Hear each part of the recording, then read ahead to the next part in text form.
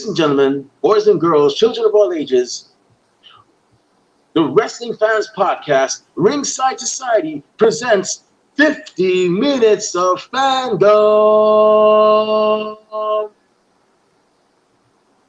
The rules are, we here at Ringside Society take one special guest that's actually a fan that has shown so much enthusiasm, so much advocacy, so much dedication to being a wrestling fan that it actually shines through.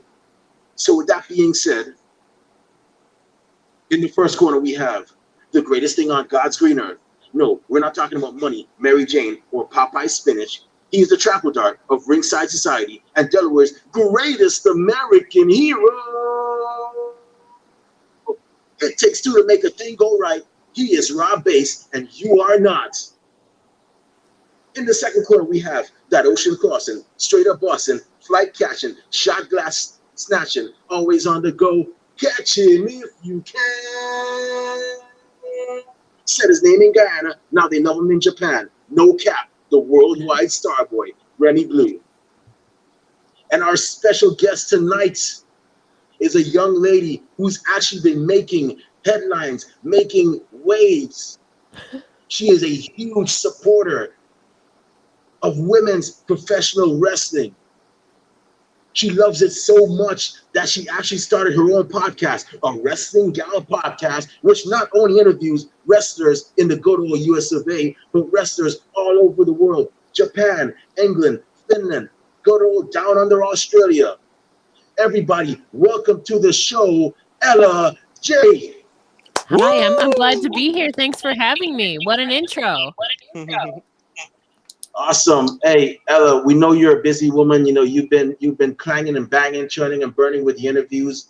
You know, you wear many hats. You know, you're actually host of two interviews, a Wrestling Gal and, of course, Women's Wrestling Focus for SES Scoops.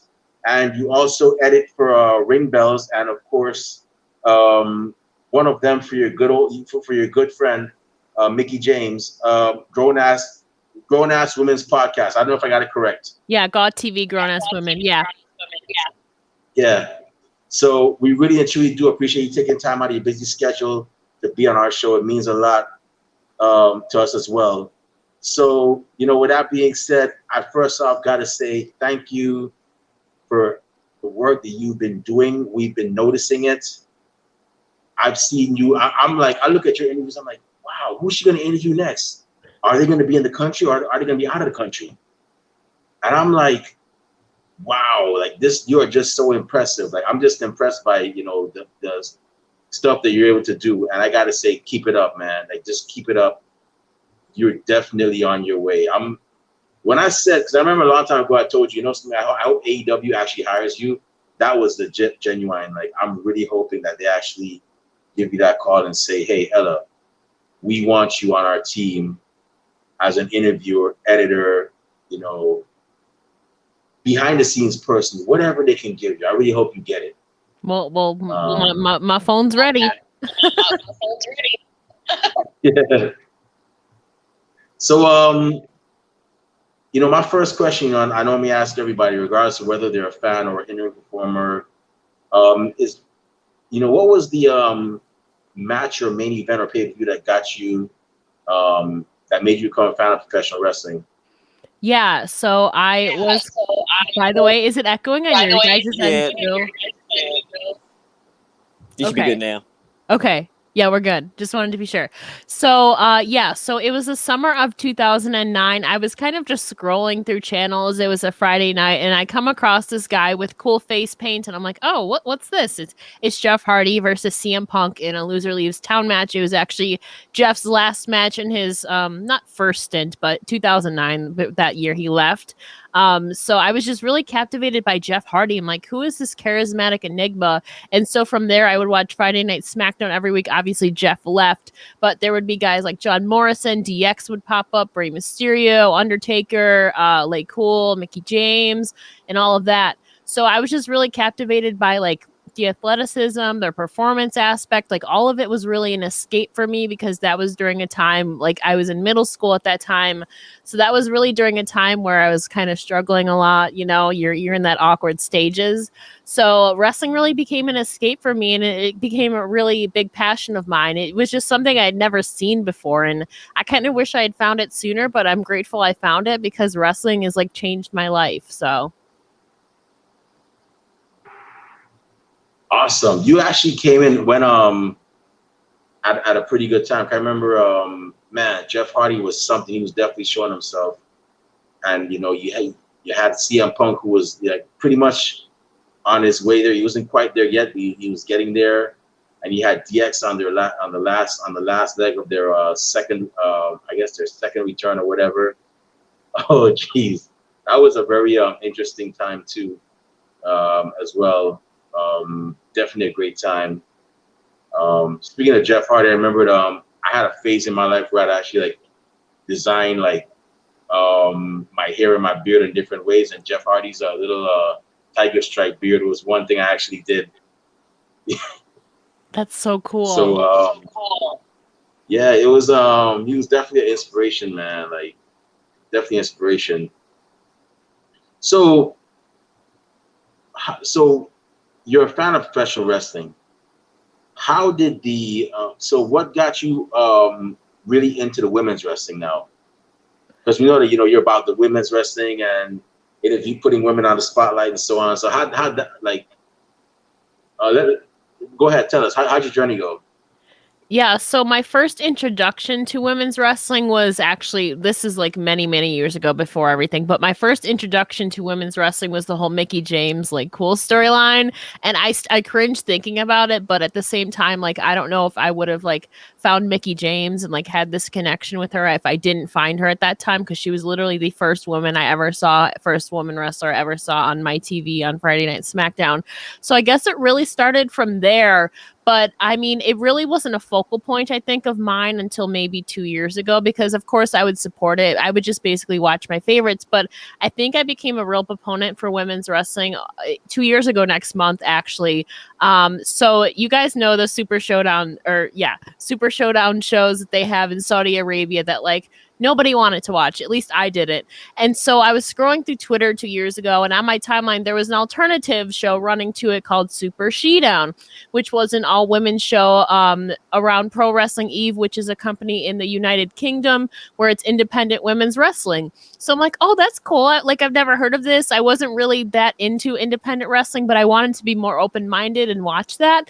So from there, it was a lot of reruns from old shows, and they had like Britt Baker was on there. Viper was on there, Jamie Hayter, Millie McKenzie, Charlie Evans, even a lot of the big UK independent names who are now, some of them are in NXT UK, and Britt Baker's in AEW now. So that really really sparked my interest in like, whoa, women's wrestling is actually really, really cool. Like of course I've always been a supporter of it, but it wasn't like a main focus. I would really only support my favorites, and I feel like wrestling has been such a male-dominated sport where I would really watch the men's wrestling because the women weren't given real opportunities, at least when I was growing up throughout middle school and high school, up until maybe around 5 or 6 years ago when the Give Divas a Chance happened. So I think really 2 years ago really sparked my interest in like focusing more on women's wrestling because now we've evolved to a time where women are given a proper spotlight and proper opportunities to showcase themselves. So I hope that makes sense. Yeah, I've always been a huge thing of let the women do their thing. And to me, like, I'm glad though he's finally seeing it, although to me, like, they kind of veered off the path, because I remember when they first started, you had I don't know how far your knowledge of, I don't know how far back you go. I didn't mean to say knowledge. But I don't know how far back you've watched women's wrestling. But I remember growing up, I grew up with like Alondra Blaze, Bull Nakano, Bertha Faye, those women. It was mid-90s, and they kicked ass. And the thing about me as a wrestling fan is wherever I missed before I started watching, which was 1990, I actually started, learned about through magazines and old VHS tapes. And I remembered one of the first Survivor Series that I saw, which was actually the first ever Survivor Series back in 1987. They had an all women's elimination match, and you had people like Sherry Martel, um, the fabulous Moolah, Jake Roberts' sister was in it too, Rockin' Robin, Velvet McIntyre, and all these girls, and they put on a hell of a show. I actually enjoyed it, and when I look back at it now, it was like they kind of veered off the path because you went from that to Alondra Blaze and Aja Kong and them girls doing their thing in like the mid '90s, and then the late '90s you had Sable. Okay, yeah, she was pretty decent. I mean, Charlotte Flair would have probably wrapped Sable in like a knot. Mm-hmm. You had Jacqueline and you had Luna Vachon, which was okay, but it wasn't that bad. But for some reason, like once this diva search, and you're probably gonna cancel me, you're probably gonna cancel Ringside Society, but I'm sorry, but I never cared for the divas era. I'm very sorry. The reason why I never cared for it was because I knew that those girls could do more than just be eye candy. I knew that the Bella Twins could have done more. I knew that people like Taryn Terrell. I mean, when you saw her Tiffany in WWE, yeah, she was doing her thing. But once she went over to Impact, it was like she was like doing ladder matches and Taryn cuttering people off of like stairs and all that stuff. So it was like, and then of course around that time when you had the Divas era, you had Impact, introducing their Knockouts division, and the work they put in, I was spoiled. I'm like, okay, this is what I want to see, not pillow and bed sheet matches and whatnot. So that kind of spoiled me. So I'm like, okay, WWE, whenever you guys are ready to take it seriously, just let me know. I'm glad they finally did. I'm glad they introduced some new titles, the tag team titles. And yeah, I mean, it could be a bit better, but it's way better than it was 10 years ago. I'll say that. Sure. Oh, for sure. Yeah. And I've actually gotten to, I remember in 2013, I was like, they should definitely bring back the women's tag team titles. It would give them more depth. And ironically, around that same time, I'd actually gotten to book, because I used to work on another podcast back in 2013 called Reality Check Radio. And I was their booker. And I remember I booked Princess Victoria. And she was one half of the first ever WWE Women's Tag Team Champions. Funny thing is, I was able to book her again for Ringside Society twice. And honestly speaking, I know you interview women, but if you can, I highly recommend you talk to that woman. She is very cool. Very cool woman. So I actually got into my feelings whenever we interviewed her, because I just felt like she didn't get the credit she deserved. Like, she's one of the mothers of WWE Women's tag team wrestling, and like people tend to forget that. So yeah, that was pretty cool. But yeah, I'm glad that it's gotten better, and let's hope it evolves from here. A lot of the women, I feel like, don't get enough credit too, not only in tag team wrestling, but like in general. So I gotta ask, man, how did a Wrestling Gals podcast like start? Because I'm like impressed, man. I'm like, you got people all over the world, man. I mean, we've had people like in England. Like, we recently had Saraya Knight on our show. Yeah, and that was our attitude. Just to let you know, if you have virgin ears, be careful. Like, that's like, I always call that the Attitude Era episode of our brand. Yeah, it was. She's cool, but she pulls no punches. So yeah. So a Wrestling Gal. Yeah, how did you get started with Wrestling Gal? Yeah, so a Wrestling Gal kind of started spontaneously. So this is coming up on 2 years almost. So 2 years ago at this time, I had just graduated college with a bachelor's in psych, and I was all set to go to grad school, enrolled, accepted, and all that. But I was like, I don't know if this is really what I want to do. I'm like, maybe I'll take like a year or a semester off. And so I had unenrolled, and I'm like, I had really been inspired by like people like Chris Van Fleet and Alicia Toot for a while, and my friend Samira does like wrestling interviews too. And I'm like, I felt like if I went to grad school, like I knew I wanted to do something with the wrestling because I'd been on wrestling like the community and Twitter for a long time. But I'm like, I kind of want to do something, you know. And so I felt like if I went to grad school, that wrestling hobby or whatever dream kind of had to have been put on hold. So kind of spontaneously, I unenrolled from graduate school. I'm like, I'm just going to take a semester or a year off. And then I did all this research and stuff about, I'm like, oh, I can like maybe do a podcast, you know? And so I did a lot of research of like how to start up, how to edit, like all the equipment and like all this stuff. And so I ordered my equipment. Coming up on June, next month will be 2 years since like I ordered my equipment and made that decision to finally kind of spontaneously make this podcast a thing.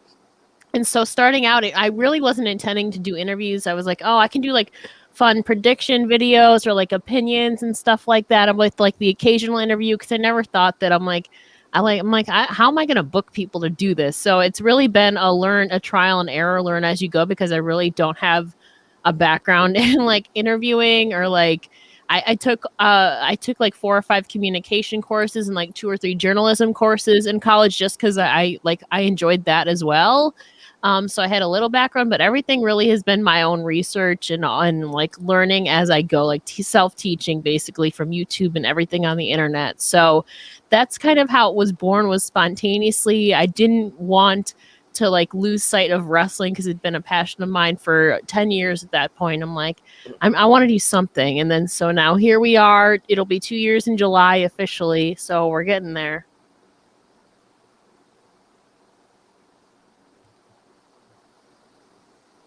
Wow, that's cool.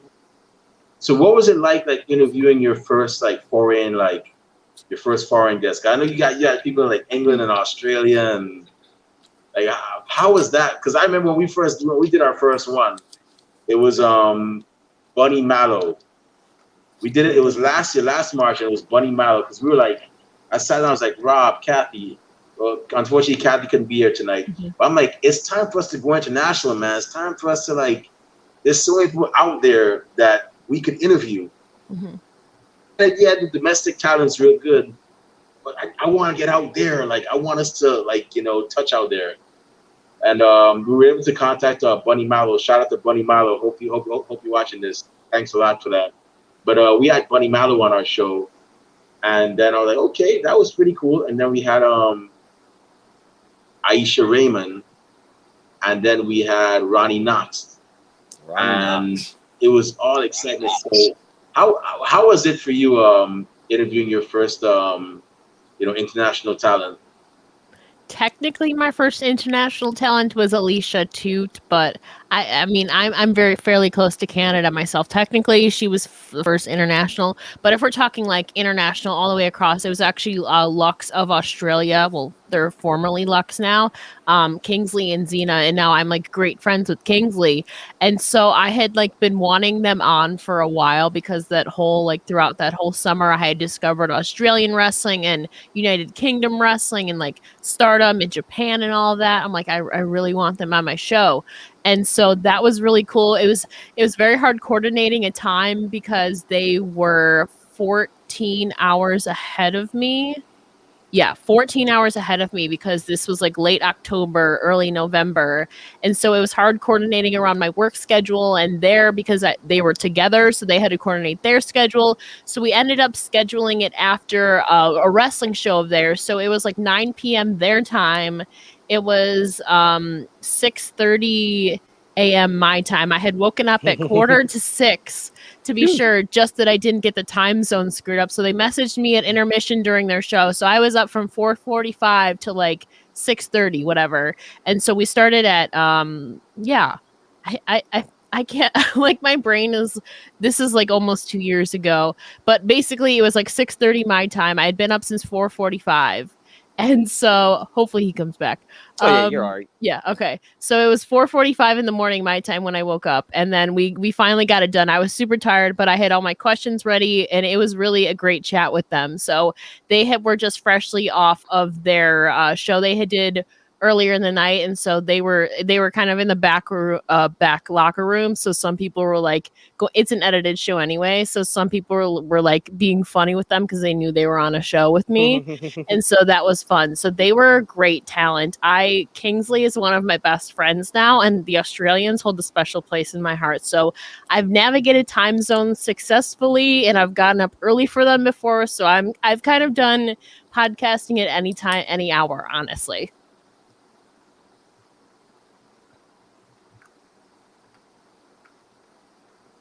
Yeah, podcasting. Yeah, oh man, yeah, I could imagine getting up that early. Woo! Yeah, I've done podcasts at like 12 a.m. before too, because it was 12 a.m. my time, and I believe it was like 11 a.m. Like the next day for somebody else. Time zones, because she was in Thailand at the time. Ooh. So I've worked around many time zones, whether it's the UK, whether it's Finland, whether it's Australia, Japan I've done when Masha Slamovich was still in Japan. So I've worked around quite a few time zones before. You're just missing all Antarctica, aren't you? You got to get one of them scientists down there in them igloos or something, right? You missing Antarctica. You got everybody covered. Yeah. Wow. I'm trying, yeah. France too. And then obviously like the US and Canada. So yeah, I think those are all the time zones. But yeah, so we've done like any person like Pacific Coast time. I've done UK time, France time, Australia time, Finland time. It's been a lot. Oh wow, that's wild. Now the Australian one, when you're hearing everybody in the background, it's probably crazy, wasn't it? You're hearing like all kinds of crazy stuff. I remember when I was in school. I'm an old man. I was born in 1982. I graduated 2000.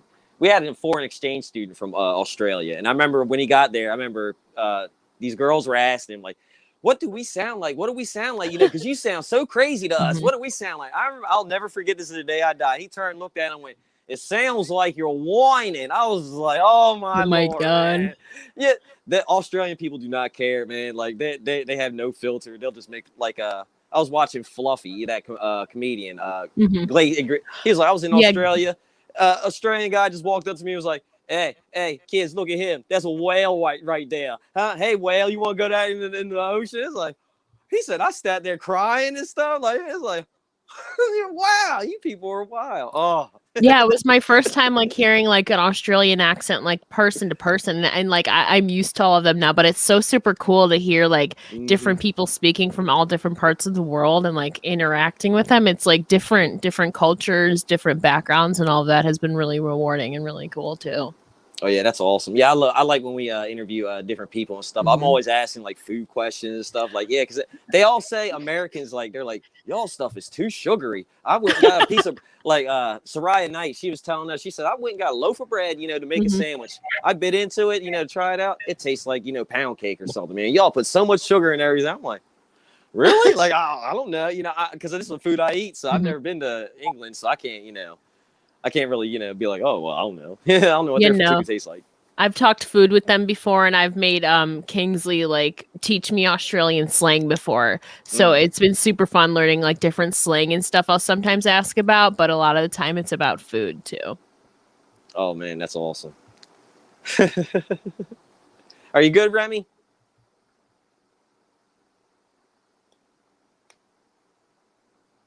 Oh, your thing's muted still. Yeah, my phone was on the fritz. I'm sorry about that. Oh, you're good. It's okay. You're good. Yeah. So yeah, my internet goes out at the worst times, so I understand. Yeah. I have 3 beagles, and sometimes they bark and go crazy at the worst times. You know what I mean? So have you ever gotten to go to like Shine or Shimmer or any of like the foreign like women's promotions or? I've actually never been to an independent wrestling show still. I was supposed to, but COVID got, kind of ruined that. So I'm hoping to, I might be in New York City later this year, around my birthday. So I'm hoping to maybe go to an event later. Then I still have yet to be to an independent wrestling show. I've been to plenty of like WWE and a few TNA and a few Ring of Honor / New Japan shows. But I'm still waiting to go to my first independent show. But I would love to go to any of those companies. Honestly, I don't know if you plan to, but if you get to go to Japan and go to Stardom, take it all in. It is as awesome as they say it is. I was stationed over there for 3 years. I didn't get to go to any shows, but I went to the New Japan pro wrestling store. Mhm. I should have gone to Ribeiro, but I didn't get to go. But next time I go to Japan, I'll definitely. Next time I'm in Tokyo, I'm definitely gonna take a trip over to Ribeiro, and maybe I'll do a video of how it is and so on. But yeah, Japan is as awesome as it is.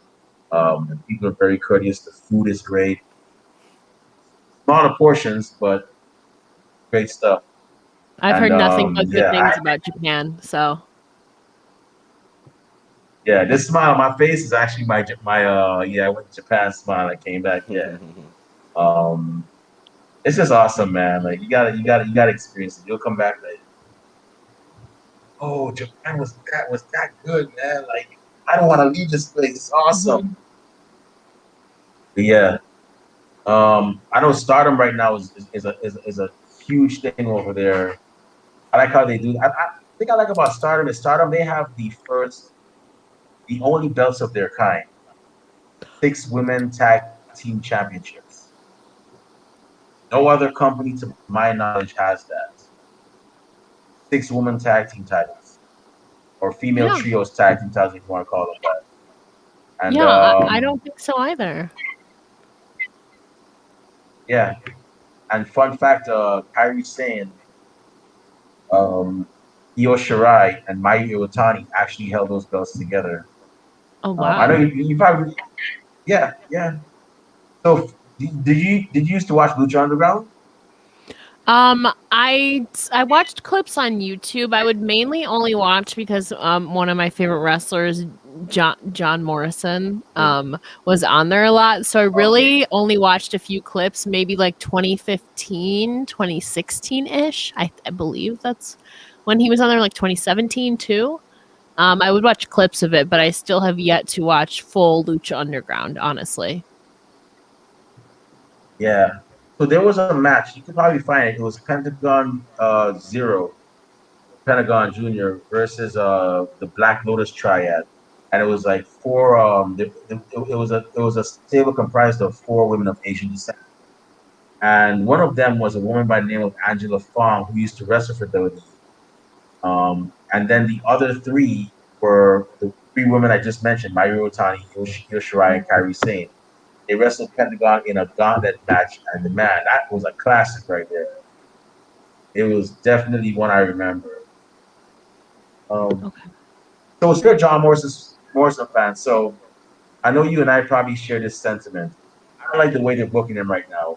It's all about yeah, he came back and they won the tag team titles, but Yeah. now it seems to be all about the Miz and the Miz and the Miz. Now the Miz reportedly, Eaten by a zombie. with the Miz reportedly injured or bitten by a zombie. What do you predict for John Morrison? Do you think this is the time for him to show them like what he's got, or do you think he'll just flounder in singles competition again, I know Miz like his had last? go ahead. Go ahead.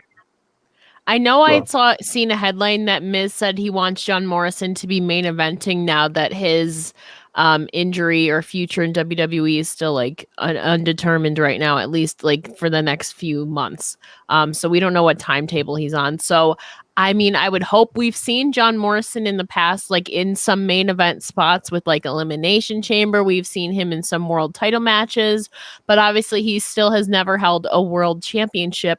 I think he's on Raw, so that's what the IC title. No, that's a United States Championship picture. So I think if he were to get into a championship picture, obviously now with the Miz out, or at least we don't know what's going on, I think he would perfectly fit into the United States title picture. We've obviously seen him a few months ago against Riddle, where it was, oh my god, I can't even remember now. But he was in a championship picture for the United States Championship a few months ago in February, I believe. So I mean, if they gives him something to do, I think that would be the perfect time to. I don't foresee him unfortunately being in the world title picture on Raw.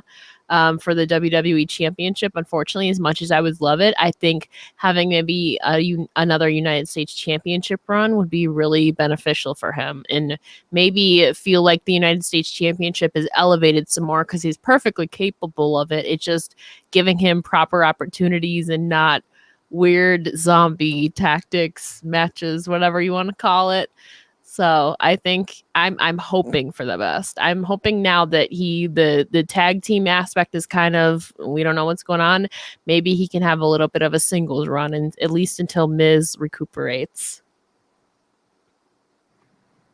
I was very glad. I would like to see more of the world title, but like I said, like Bobby Lashley, he's dominating right now. Um, but I was, but being in, so when he got let go in 2011, he actually had those stints in Lucha Underground and AAA and Impact Wrestling, and he showed that he can do it on his own. And quite frankly, in my opinion, he's the more superior out of him and Miz. In ring wise, the Miz is great on the mic. Don't get me wrong, he is great on the mic, better than Morrison. But let's be honest, Miz called Morrison the Marty Jannetty of the tag team. But look at it this way: could you really? Miz could do good in Impact, right? He'll do good in Impact. Don't get me wrong. But do you see him? Could you see him going to like Lucha Underground and winning their title? The Miz? I don't think so. No, I think that's a completely different style for him and a completely different dynamic. I love both of them. And Yeah. I honestly couldn't pick between the two, but I totally understand what you're saying. Like in ring wise, John is known more for his athleticism and his parkour and like high flying aspects, where Miz is great in the ring and a very safe worker, but he doesn't really pull out all those flashy moves and stuff. And he's great on the mic and is known for being a safe worker and a great character, where John is more, I think, respected and recognized and acknowledged for his like in ring abilities. So I totally understand where you're coming from. Yeah, I'm hoping that we get to see that Morrison during this single run though. Because like I said, I mean, I really wouldn't want. This seems like it's going to be his last run, and I really want him to show like, I really want to see what he could do. I want to see that same Morrison on this stage.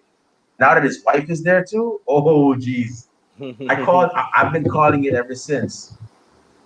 Morrison and Frankie Monet, as she goes by now, versus Miz and Maurice at some event. It's gonna happen. I'm sorry for Maurice. Oh jeez. Man, I would love that match. That's like putting a pit bull on a chihuahua, man. Mm. It ain't gonna be pretty, man. Because I've seen what Taya has done in the Indies, and I'm like, I mean, they're gonna water her down, but still, I mean, yeah, Valkyrie, man. I mean, I'm looking forward to that though. I know it's gonna happen real soon. Oh, I'm sure. I'm sure we'll get some dissension between. I've been wanting, as much as I love Miz and Morrison as a team, and I'm still grateful. I was actually at the very last SmackDown with the crowd last year, where they had just won the tag team championships like a week before or whatever. But at the same time, I would also love to see that Miz and Morrison feud again, because that would be like pure magic and actually bring it into fruition. Where the first time it wasn't really drawn out, it wasn't really that long of a feud after they broke up. So I really, really want Miz versus Morrison, but I love that dynamic now that both of their wives are in the WWE. So I think that could absolutely work, even if it's just a one-off tag team match. I think that would be super cool too, like you said.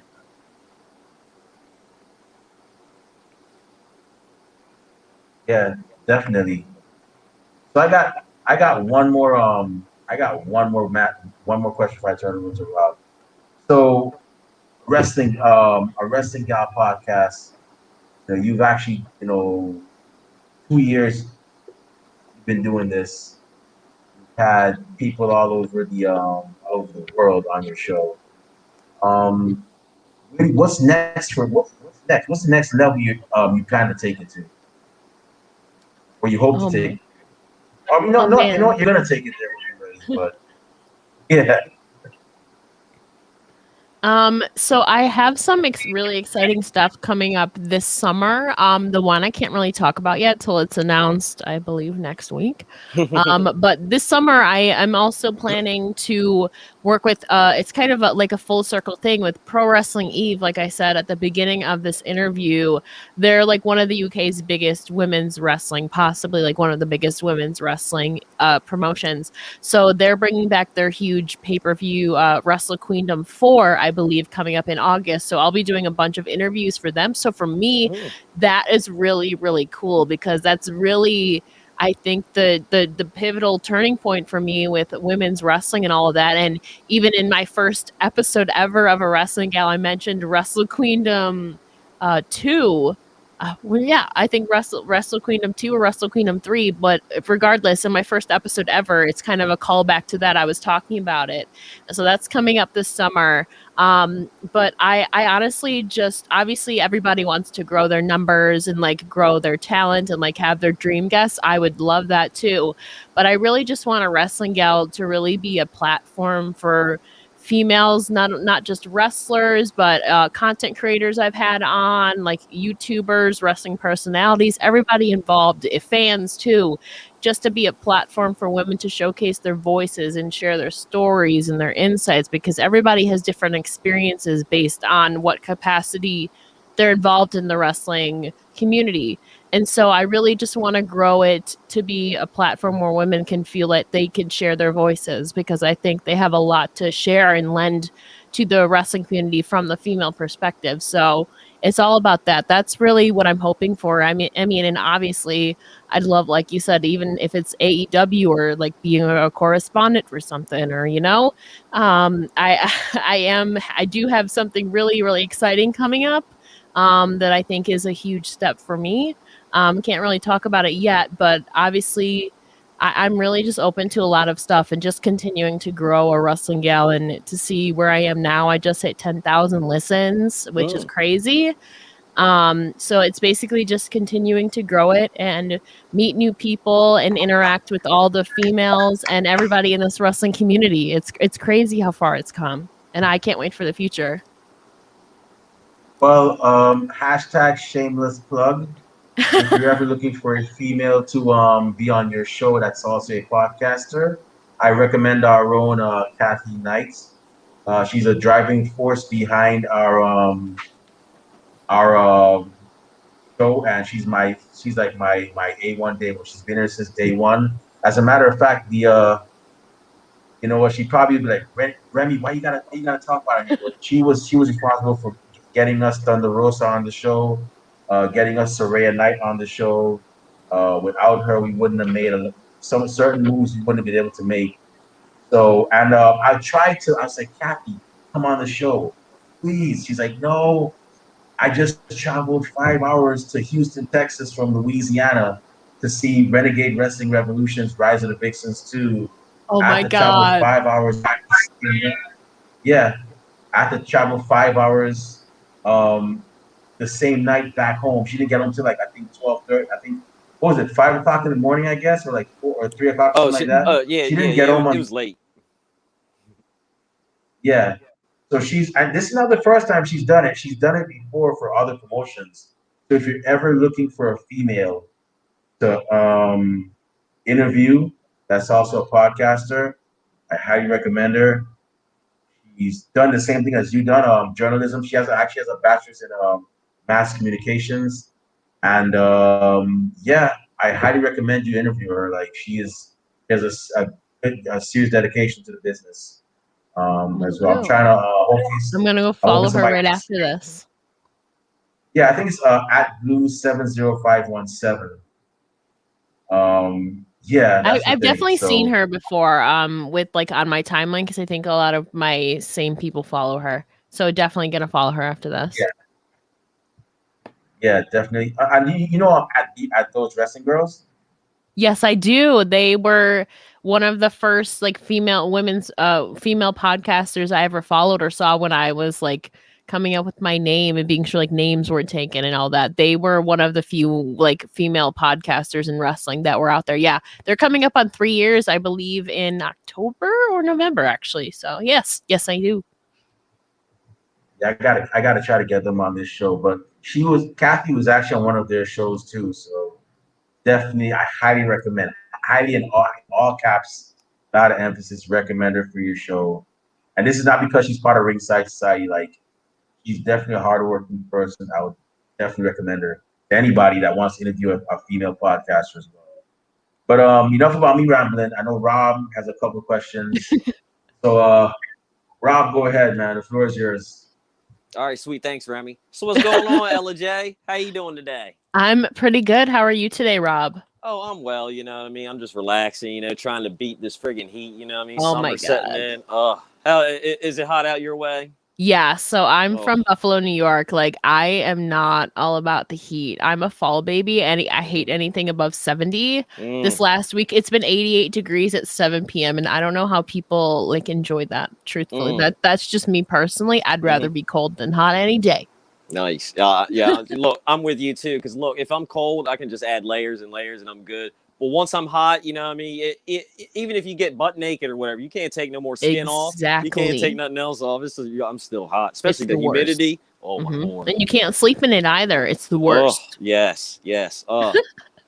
Well, that's awesome. You're in upstate New York and stuff. I've been upstate New York a couple times. Not near Buffalo, though, but man, because I'm in Delaware and going up there, you know, because Delaware, we're flat and all we have is farmlands and beaches. That is literally all we are, beaches and farmland. So going up there, it's like, I got to drive up a mountain. And I remember the people telling me, when you get up in the mountain, you got to, step on that gas because you don't want to be driving slow. You get up there and it's like, car stall and all, man. You got to fly up there. It's like, oh. Well, I'm not near the mountains. I know what you're talking about, but I'm like hours away from the mountains that you're talking about. But yeah, I've been around New York too for a while. Well, actually, my whole life, actually. So yeah, because I remember where I was at in upstate New York. I remember Buffalo. I remember they were like, there was a sign. It was like Buffalo's like to the this way or whatever. Yeah. And I was like, how far is Buffalo? And we're like, oh, it's like 100 miles over that way. I'm like, oh, okay, never mind then.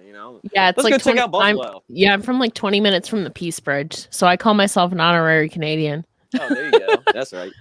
I went to Canada when I was 19. When I turned 19, I remember seeing that they were like, "Oh, it's legal to drink at 19 in Canada." Well, I'm taking a road trip. I'm taking a road trip. I went up there. Oh, it was great. Yeah, Canadians are great. Oh, so I do gotta ask. Yesterday I was at I was doing an independent. I help out with an independent organization, a 1CW, and I'm doing research and all.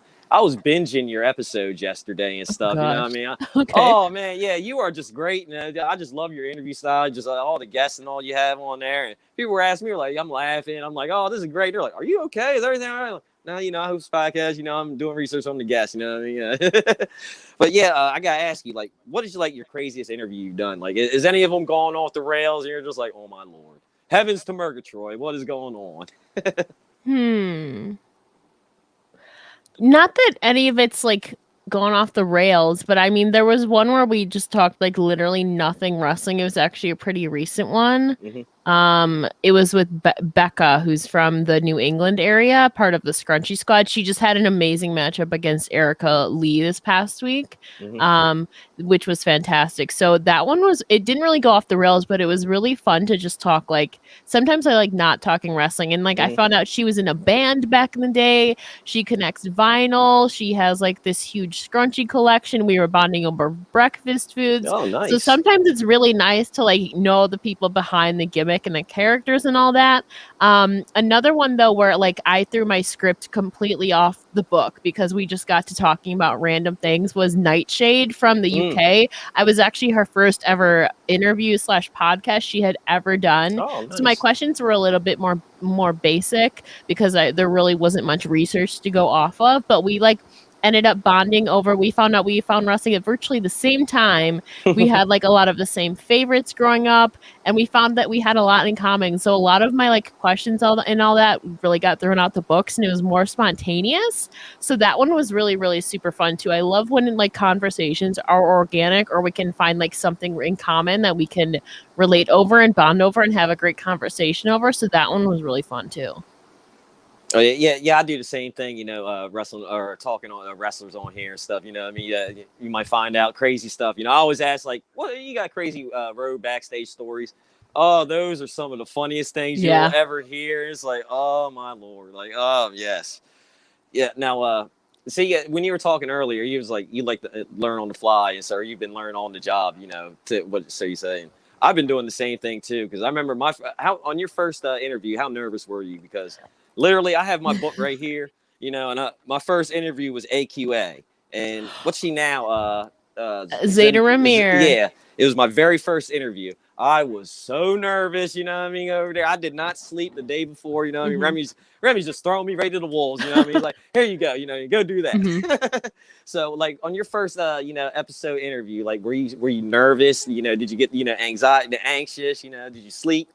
Oh, for sure. I was lucky that it was one of my good friends, Kelly Klein. Okay. And so she was very giving and like being my first guest. I was like, girl, I've never done this before. So my questions were a little bit more, some of them were basic. I was like still finding my footing with everything. So for all my interviews though, I have my little notepad app on my computer to the side and then I can see the person, or if it's just audio, like I script everything. Well, not everything. Some things are spontaneous, but I just remember being so nervous. I'm like, I've never done this before. I had to like triple check my microphone and all of that and figuring everything out. I had all my questions down, but I was definitely nervous and still getting used to the sound of my voice playing back, like hearing it through my headphones. Now I'm used to it, but I used to be so self-conscious about it. But she made me feel really comfortable. And afterwards she gave me like critiques because she was with Ring of Honor at the time.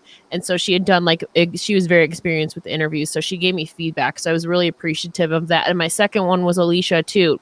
So who better than an actual interviewer? I asked her advice afterwards. I'm like, how do you do this? Blah, blah, blah, blah, blah. And so she was really cool and really like giving to me with helping me out while I was still finding my footing and everything. But for sure, I was very, very nervous. Oh yeah. It was like, and then after a while, I got a little better. I remember we interviewed it was Rick Bassman, and he was like an Emmy winner and all this kind of stuff, and I'm all intimidated and stuff, and then I met Axl Rose and all that, and then it was like, man, I just got through that, man. We had a great time, I mean, you know what? I'm not, I'm still nervous, but not like I was, I mean, I could sleep and all that, I always get those butterflies. Even like, interviewing Ella J, I mean, I was all nervous, getting on there, going to talk to you, it's just, it just comes with the territory, you know what I mean? So it's just, with certain people though, definitely have felt more nervous than usual for certain people, but I've gotten to a place where I'm like, I know what I'm capable of, and like I have all my questions and stuff, so I'm less nervous about it, but definitely with certain people, I'm still super, super nervous sometimes. Yeah, I'm like that. See, but I know what Remy's going to ask. I know what Kathy's going to ask pretty much. We've been doing it I think we've been together for almost 2 years, I think, the three of us, and almost 2 years and stuff. Yeah, and so I pretty much know what they're going to say. I'm like, all right, well, I'm going to ask this because I know they're going to ask this. So I ask more, like, what are your new movies and TV shows you're watching this week? Because I need to find something new. And Yeah. So I'll ask stuff like that. You watch it, like The Dark Side of the Ring, A&E biographies, man. What do you think about that? Stuff like that. Yeah. Now, matter of fact, speaking of that, have you caught those A&E and Dark Side of the Ring shows and stuff? I watched the Brian Pillman one. I am halfway through the North Korea one right now as of last night. This last week, though, has been really crazy with my work schedule, my shoot job. So I fell asleep halfway through because I was so tired. So I'm halfway through the North Korea episode right now. And I watched, obviously, a lot of season 1 and 2. And I finished the Brian Pillman one. I still haven't watched the Nick Gage one yet. But I wanted to see him like, what is this North Korea one all about? So I'm halfway done with that one. Oh, yeah. Man, that Brian Pillman one, when his son came on at the end, my God. that broke my heart. Brian Pillman Jr., yeah. He said, I went to high school and didn't know how to throw a ball. And his dad would throw his stuff. I was like, oh, my Lord. I almost had to turn it off. Oh, yeah. I was just like you, like right now, thinking about it. Same with the Owen Hart one. Yeah, yes. Oh my God, the Owen Hart one made me so sad, especially when I can't remember, but somebody said that one of Owen's last words was that he was like, get out of the way, because he knew he was falling, and he was yelling at, I think, the referee or something to get out of his way. So his last words were protecting somebody else on his way down. So that made me super sad, super emotional. Yes. Yes, yes, because I remember I was talking to Remy, and I was like, "Do we really have to do a review of this episode? Because I don't know if I'm going to have to have the stomach to finish this." Like, Yeah. it was gut wrenching. And then when they showed like the police file photos, like they took the picture of what he was looking down on, I was like, Yeah. "Oh my lord, I'm afraid of Yeah. heights anyway." So, oh man, that I was just can't terrible. imagine. Yeah. Now the Nick Gage one, that one was pretty cool. You know, it was, I mean, see, I'm not big on death matches or anything. You know, Mhm. my stomach, I don't have the stomach for it. You know, what I mean, I got my fill when I was younger. You know, what I mean, I'd watch ECW and stuff. Mhm. Now at this point, it's just gratuitous. You know what I mean? So I'm like, nah, I'm good. Like I can watch a scary movie because I know that's special effects. But Yeah. yeah, like when he's over there, like, oh yeah, I took a pizza cutter, and I'm like, yeah, I'm like, no. And he was talking about like death matches, because they would have that tournament death here in Delaware, where I'm at, Yeah. up in Townsend. And I remember people always asking me, I'm like, oh, are you going to see those death matches? And I'm like, no, I'm not doing that. Yeah, and it's like, oh man, yeah, that Nick Gage one it's pretty good. Yeah, I'm probably gonna watch it tomorrow when I'm off in between stuff tomorrow. But yeah, I gotta finish the North Korea one first. That's right. Now I was doing a little research and stuff, and I got to see you hanging out with Dolph Ziggler and stuff. Now Oh you my, got the oh my God, yeah. you got to see his stand up. Now what's his stand up like? I mean, because I was gonna go to one, but I think COVID happened or something happened. It was something like it was last year or something. And yeah, what was his stand up like? Because I wanted to check it out. You know what I mean? I've seen him twice, actually. Mhm. He went to the same venue in Rochester in 2018, one in May and one in November. So the second time I was like, okay, I know what his jokes are about, but it was a new crowd. Most of them were new. So he had a few of the same jokes, but honestly, like, he was really, really good. It definitely exceeded my expectations. And like, I mean, I've been a fan of his like for like years before that. So I mean, I know what his gist is all about. I kind of know what he's like as a person and kind of knew what to expect. But there were some really, really funny stories. And I hope one day you get to hear the Kanye story with the limo. I think that is really fun. And it was super cool too, because Sarah Tiana was opening. She's one of his best friends, and she is like an amazing comedian.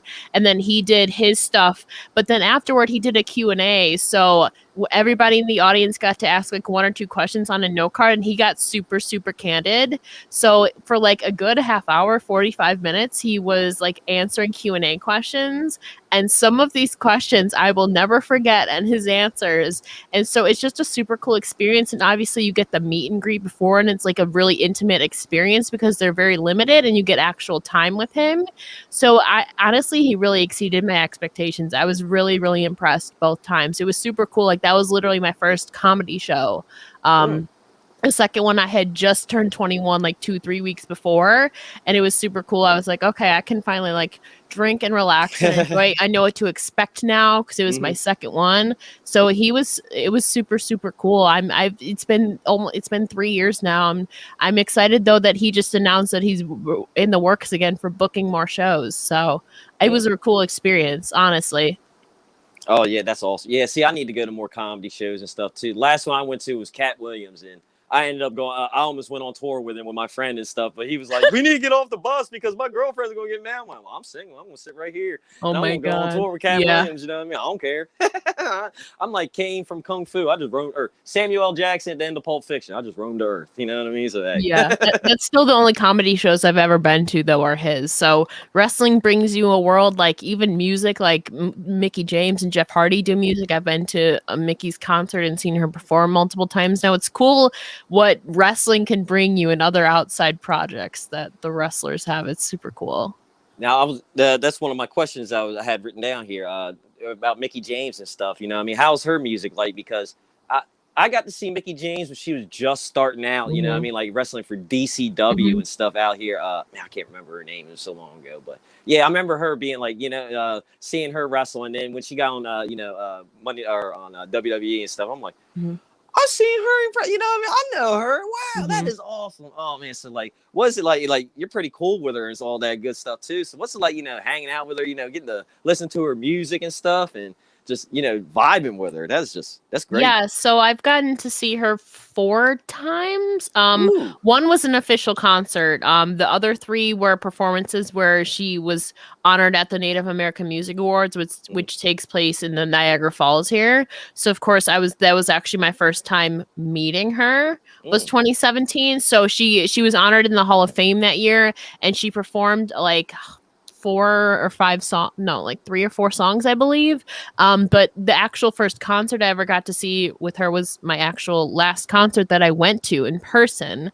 Was November of 2019. It was super cool and laid back. It was at the casino here, same place where I saw her 2 weeks before. So she actually had the Native American Music Awards November 2nd, and then November 15th she was back for her concert. So I got to see her kind of back to back. It was cool because it was actually more of a concert experience. It was a smaller venue, so it was more intimate, and like I love her music, and she played some covers. Like she was playing some Pink. She was playing some other songs too, so it was cool to see her like in her elements, like outside of wrestling, because there's not a lot of people besides, like I said, like maybe Jeff Hardy or Dolph Ziggler, who have like outside stuff going on. It's super cool, but also weird to see people like outside of wrestling when you were introduced to them through wrestling. But it was a super fun experience too, and like she's opened for Rascal Flatts before. Ooh. So like how many people get to say that? And so actually finally get to see her like second row and perform like her full set was a super cool experience, and like get to meet her before and afterwards again was a super fun. Oh, that's awesome. Now when you're saying she's doing like covers and stuff, I was waiting for you to be like, she did what's her name, Adele. Y'all, she was doing Adele covers, and I'm like, Mickey James is singing Adele, hello, how are you? I was like, oh, I'm going on YouTube right now, I gotta see that. Yeah, she covered Pink, and then oh my god, there's this other song. It's like an American, it's not Bruce Springsteen, it's like American something. It's basically one of like the good American songs. I can't remember. But I would know it if I heard it. But it was super cool to see her do like Pink. She did a few Pink covers, was super cool. She played Who Knew by Pink. I still have videos of it. But it's really cool. Like not a lot of people do stuff outside of wrestling, so it's super cool to see people like in another element. That's awesome. Now she opened for Rascal Flatts. That's the country band, right? Yes. Okay. You see, I'm not real up on my country. I know who Conway Twitty is. I know the dude that says, "Are you ready for some football?" Reba, and I know them. That's she loves good. Reba. Oh. She loves Reba. Oh, Reba's great. Now, but you see, mine's like 80s, hair metal, 90s. I'm just I got my sense of music from my pop. I listen to the weirdest stuff. The Weird Al. I'll jam. I'll literally just jam to that to stop. Like people will hear me like, "What in the world?" So I do got to ask. See, I've been Mickey James, when she was like released, it was a couple days ago, a couple weeks ago, whatever. She was saying something about she pitched an idea or whatever, having like a weekly women's program or whatever. Now, I'm all for, I'm like, hey, yeah, but I'm torn on it because I would like to see it, but I would like to see more women's wrestling just on TV, period. Like Raw has 3 hours. Like you can't take like at least 1 hour of that and dedicate it to the women. You can't we can't just, you don't have to have like 9 to 10 is just women. You can do like, 20-minute match here, 10-minute program here, tag match here, bam. You know what I mean? Like, come on, how do you feel about that? Like what she was saying? I absolutely agreed with it. I mean, I knew that she had pitched it before she had publicly said it. I was like, girl, like how are they not like going forward with this? It's something that we've seen more in independent wrestling. Obviously, like all women's shows and all women's promotion now are coming more into fruition. Like look at freaking Mission Pro Wrestling, or like WWR, or like Shimmer, Shine, Pro Wrestling Eve. There's so many. Flawless now, even too, I believe is one of the newest ones to go forward. They're having a show in a couple days or whatever. But like to see that in WWE, that would be so monumental because we have not had an all women's show since 2018, and that was the first ever. But to think, even if it was just a weekly thing, even if it was just an hour long, you have so many women on the roster. Mm-hmm. You could develop so many storylines and all of that with so many people. You could get a lot of dream matchups, even if it was just an hour. Like, didn't NXT used to be only an hour long too, like on the WWE network? Really, honestly, even if it was just an hour, that is so much time, and that's really monumental to have like a weekly, even if it was just on the network or just on Peacock, not even on televised. I think that would be really such a huge step for women's wrestling in WWE, since we haven't had Evolution, which they can't do a once a year thing. I know. The thing is, like, they can't do a once a year thing. Like, obviously they're not going to do like a weekly women's show. Like, I would love to see it. It's just like, it boggles my mind how they don't capitalize on it. But then again, she was told that like women's wrestling like doesn't make money. It doesn't matter, is like insanity to me, honestly. Yes, they're speaking alien to me when they say something like that. You know what I mean? I'm like, really? Are you that dense? Like, really? Do you really think that? I agree with you. They need to have at least Evolution. You know, it should be like, what is it? How many years ago was Evolution? 2-3 years ago? 3 years in October. They can't have a once a year pay-per-view. Yeah. They're definitely not gonna have a once a week thing. I love Tridia, but I've just become so not brainwashed. But like, my standards have been lowered for them. Yeah, you can put like how many of them bummy salty shows that they put up, but you can't do Evolution or just one. Once Give us a year. Queen of the Ring. I want to see a Queen of the Ring.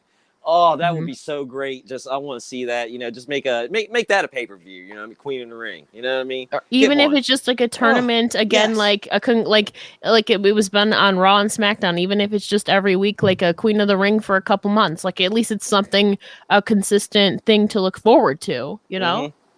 And then their thing with the women's tag division, I'm like, what are you like? Like, they broke up the Iconics, then they're going to pair them up with different people, and then release them and stuff. It's like, oh my, have like, you know, you got like the Riot Squad, you know, like a real good tag team. You know what I mean? They could do a run. You know what I mean? Like, give some of them a chance. You know what I mean? It doesn't, you know? Oh man, they're the only OG tag team really left, like organic tag team that wasn't kind of thrown together left.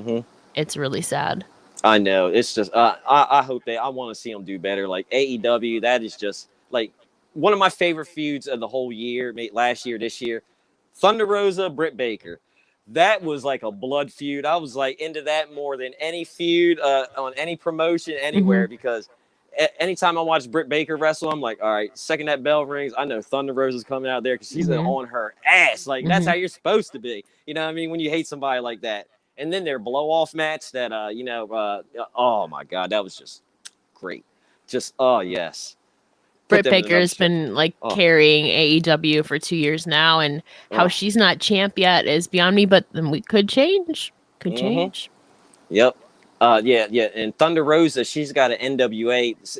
Her match, did you hear the stipulations of her match? Like, a loser stays in town match. She can't go to AEW if she loses. It's against Camille, right? I believe so. Yeah. I think so. It sounds weird when I'm saying it in my head. I'm like, you know, okay, so a loser stays in town. Okay. Yeah. I'm like, all right. I hope she wins, you know what I mean? Because Thunder Rosa is just so awesome. It's crazy. Thunder Rosa has been doing so much for AEW, and she's not even contracted by them technically. She's been such a game changer that she's not even contracted by them, which is insane. And if you ask people, like, you know, like, who's your favorite wrestler on, you know, AEW? Thunder Rosa, and she's technically not, you know, an AEW wrestler and stuff. It's like, yeah, but you know, that's how awesome she is. Oh yeah. I'm hoping, you know, I'm hoping she gets, you know, it's like Thunder Rosa's all elite sometime. You know, I mean, that would be so great. Yeah, or even my worry though is if she signs somewhere, depending on what it is, I think she might not be able to focus on Mission Pro as much. Again, determining maybe I know nothing, but maybe that's something to do with why she hasn't signed or whatever. Again, I don't know anything. I just know Mission Pro has been a huge focus of hers, because she's also coaching with Jazz, like seminars and all of that, and owning Mission Pro and booking all of it. So she's doing a lot. Oh yeah. That is true. I did not think of that. You know what I mean? Yeah, because she probably has something worked out. You know, like where I get to, you know, do this, that, and other. You know what I mean? I got, you know, because Mission Pro is awesome. They're always putting on some great shows. Yeah, yeah, we love Thunder Rosa here. We've even had her son on there. Anakin Rosa on here. Mm-hmm. He's just like his mom, and his mom and all. They're coming on the show. They're like, yeah. So when we see you at the shows, man, are you ready to get some chops? You want to get some chops from us? Like, I don't want you No. chopping, man. Like, no, man. Kathy's like, yeah, I'll take some chops. Mhm. Like, yeah, you chop Kathy for me. Give her 2 chops for me. Mhm. Oh, that's great. Now, I do want to say, before I pass it on back to Remy, I want to say, thank you very much for taking time out of your busy schedule to come on and chat with us. I had a blast chatting with you. I loved binging your videos and stuff yesterday and all. And I can't wait for your next new episodes or whatever. And when your big episode or whatever this summer is, comes up, the big announcement, I'm going to be ready watching that episode and all that, man. I wish you nothing but the best, the greatest, positive things happen to you, your family, and all that good stuff. Thank you. It's been really, really fun. Like you guys definitely did your research, and that's something I pride myself on. So you guys are doing a phenomenal job. This has been really, really fun, truthfully, and I'm honored to be here. Oh, thank you. I'm glad you had fun, and I'm glad you got to be on here too. I definitely had a blast. Me too. All right, Remy. Uh-oh. See, this is live television, you know what I mean? This is why I don't do live on my own stuff, because I wouldn't know how to do it. Yeah. So I'd just be like, look at it. Yeah, you ever seen Men in Black? Look in here, you know what I mean? There'll be a flash of light. Yeah. That's funny. Yeah, or like Star Wars, what you just seen did not happen. Oh, hold on. 1 minute. Okay. All right, I got you. All right, yeah, I'll kill. I got some time. So, what new movies and TV shows have you been checking up on? Look, I got get some new shows to watch and stuff. I'm always stuck on the same thing. New shows. Well, I mean, Law and Order: Organized Crime with Elliot Stabler back. That just premiered April 1st, and I believe the spring finale is next week, something like that. So that's been super fun. Netflix, I finished The Circle earlier this month. I love reality television.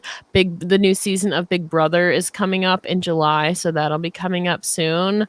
Honestly, I can't remember what's on my Netflix playlist right now, but I do know I just finished the latest episode of Law and Order: Organized Crime. So if you're a fan of like crime stuff, I highly recommend watching that. Obviously, it's 6 episodes, so it wouldn't take you that long. You could get it finished in a day, but suggest that. Now, were you a fan of his in SVU? Yeah, like a Law and Order SVU is always. Oh, we got double Remy. That's okay, right. You're in here twice. Hey, 2's better than 1, right? Yeah. We get the left Remy and the right Remy, like Twix.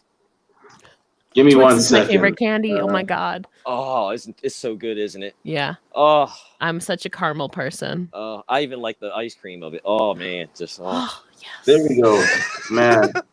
So I was doing that from my computer.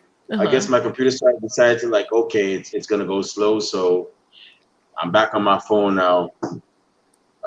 Yeah, but Ella, I gotta say thank you very much for actually giving us the opportunity. We know you're a busy woman with interviews and editing and whatnot, but really truly do appreciate this as well.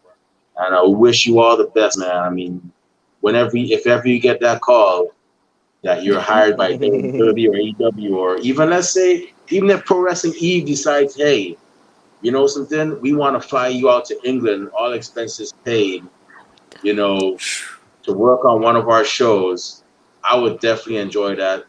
I would definitely enjoy hearing that, and I'd be definitely glad because you definitely put in the work.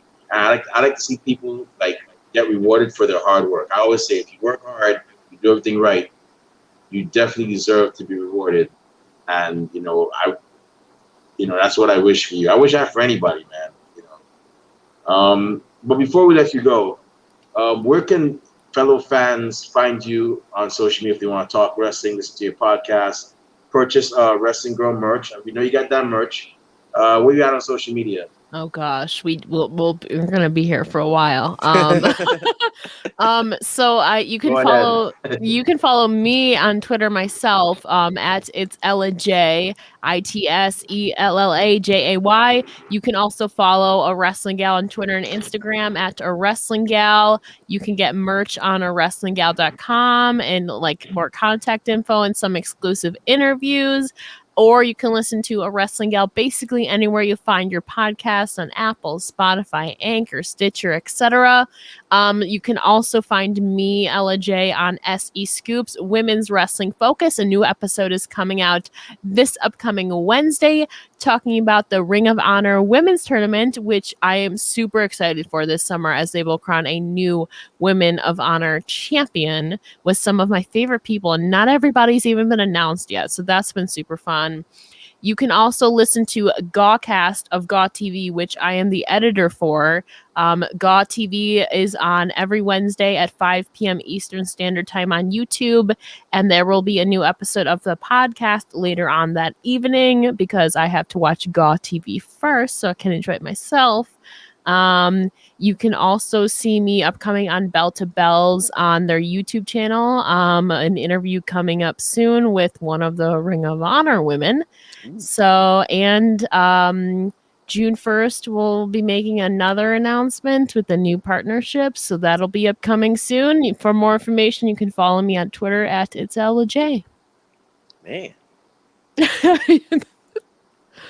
Doing big things.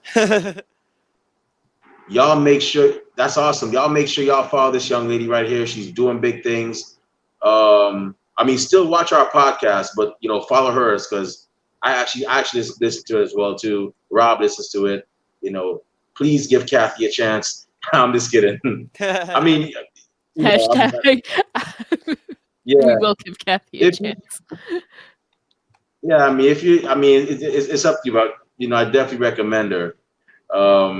Kathy, we love you. Even though you're not here right now, even though you give me a lot of trouble. She went to a show and had Roxy kick her in the shins. I'm like, Kathy, we don't have health insurance here. That's Like, ironic you mentioned. that's ironic you mentioned Roxy because that's who I'll be talking with. So if you're Oh. talking about ROK-C Roxy, Texas Roxy. Yep. Yeah. Yeah. Oh, she is so awesome. I have a funny Roxy story. I don't know if you could bring it up to her or not, but she'll probably remember it and be like, "Oh my Lord." This will be my third interview with her, so I'm excited. Yeah. She's I awesome. I was very happy. I was very happy when I got her on here. She has a very bright future. Oh, for But sure. yeah. Y'all definitely follow this young woman. She's doing great things. But that being said, it's time for us to close the show. My eyelids are getting very heavy, so that means it's time for me to take a nap. And I got to work tomorrow. Yes, I do have a shoot job. So do I. I know about that life. But Rob, where are you on social media if fans want to, be on our show for 50 Minutes of Fandom? If where can wrestlers or promoters find you if they want to be on our show as well too, or if anybody wants to put. You can find me on Twitter, Instagram, Twitch at Rob_Base82, Facebook, YouTube, everywhere else, Rob Base.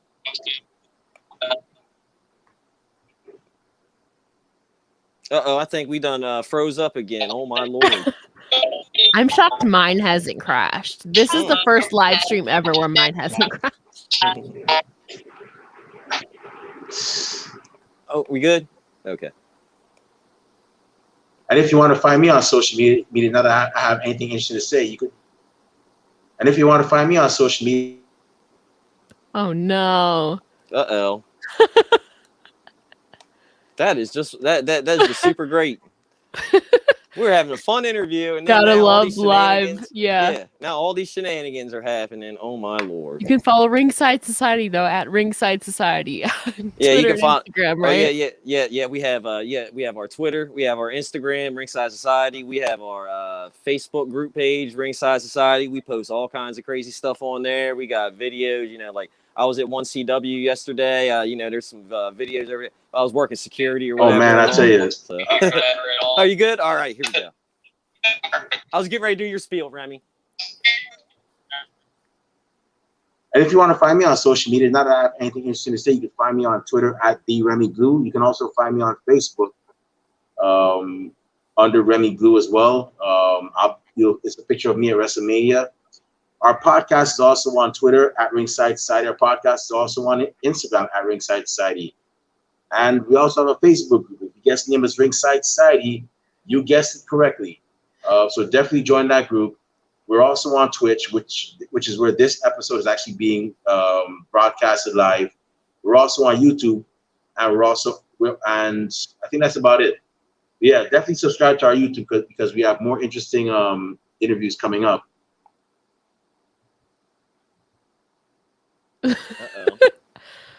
Why is the internet not liking Remy today, man? What did he do? He done messed up the internet. We've all had our off days. Trust I me, know. at the worst times. It's happened to me during wrestling. It's happened. Oh, I know. Yeah, I'm surprised. You know, my phone. I'm using my phone. I'm surprised it's not. You know, the battery hadn't died yet. You know, I'm saying. Oh yeah. Oh yeah, click. Mm-hmm. Oh man, yeah. But I know Remy. Yeah, he's at the Remy the Remy Blue, Twitter, Instagram, all that. Oh, here we go. Hopefully he's back, better than ever. Everybody still there? Yep. Yeah, we good.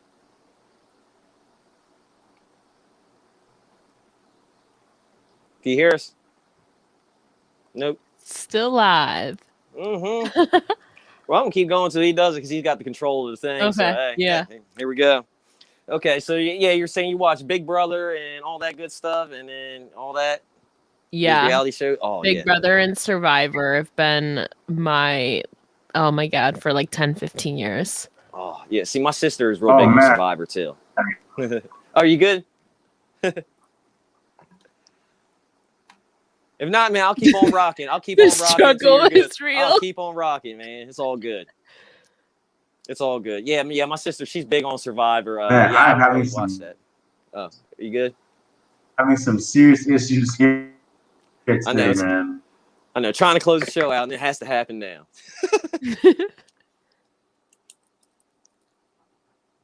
One time I froze 15 times and I had to reset my Wi-Fi every single time. Man. I almost cried. Yeah, Oh. but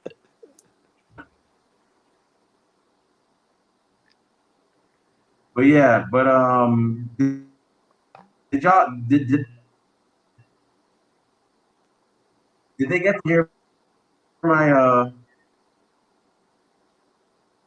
y'all get to hear like my links or anything, Yes. or did they not go through? Yes, they did. Mhm. Yes.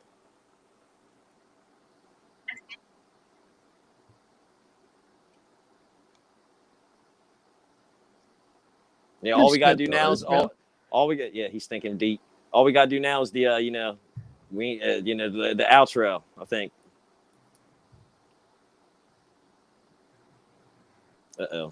But this is. Yeah, I don't know if they heard before, but yeah. If you want to find me on social media, not that I have anything interesting, at the Remy Blue. You can also find me on Facebook under Remy Blue. It'll be a picture of me at WrestleMania 28 many years ago. Our podcast is also on. Oh, they did. Oh, my bad. Okay. So speed up. So what about? Okay, yeah. So follow our YouTube, follow, and we want to thank everybody.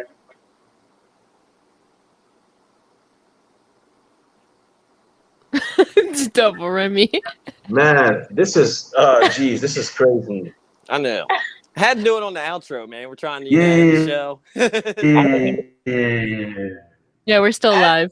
Yeah, we're good. We held it down for you, man. Okay. So, with that being said, we just want to thank everybody that tuned in tonight. On the coolest part, one of the coolest parts, this to actually happen. Do this with us, listening to us. We really and truly do appreciate it. To those of you that are gonna listen to our show later on, via our YouTube channel. That was messy. So with that being said, man, this normally doesn't go like this. But yeah, with that being said, yeah, we're still going through a pandemic, so we will be back. Y'all, I'm missing a part, Rob. Oh, we'll be back actually tomorrow with another exciting guest. Our guest tomorrow will be none other than Renegade Wrestling Revolution ring announcer Emily Taylor. That's right. She was recently at Rise of the Vixens too. So she will be on our show tomorrow. Make sure you tune in at 11 o'clock p.m. Eastern Standard Time, right after Raw, on this same YouTube channel, because you won't want to miss her telling her story. But until then, even though there is a COVID vaccine, we're still going through a pandemic. So until then, be excellent to each other, stay safe, stay healthy, and party on, dudes. We out. Peace. See y'all. Good night. Stay classy, Delaware. Bye.